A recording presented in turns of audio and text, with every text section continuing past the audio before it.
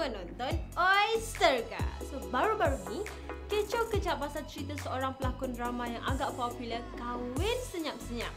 Hari tu Zanul Wilson. Kali ni Adi Putra pun nak join the club ke? So cerita ni tersebar luas di mana lagi kalau bukan di internet kan? Gambar-gambar kahwin Adi dah pun tersebar luas sejak beberapa hari yang lepas. Yelah, dia tak tahu yang orang-orang sekarang ni memang kaki viral kan?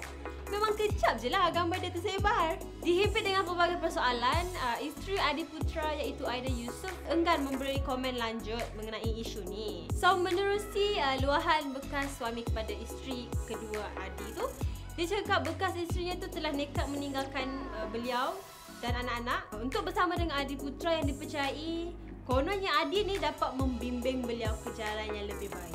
Baik dia kahwin dengan ustaz je, kenapa kena dengan Adi Putra kan? So baru-baru ni Harian Metro telah mengeluarkan story pasal keluarga terdekat isteri kedua Adi ni merestui hubungan Adi dan isteri baru. So selepas tahu pasal berita ni, Adi pun bengang lah. So dia pun up satu post dekat Instagram dia yang mengatakan jangan menyebut hal Adi dengan keluarganya.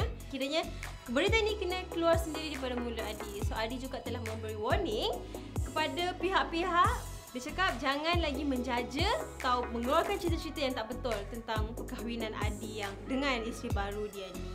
Okay, kita doakan semoga Adi dan keluarganya boleh berbincang elok-elok.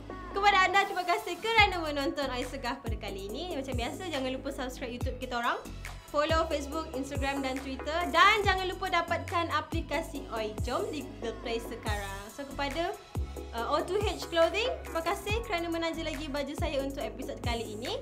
Sampai jumpa di episod yang akan datang. Assalamualaikum.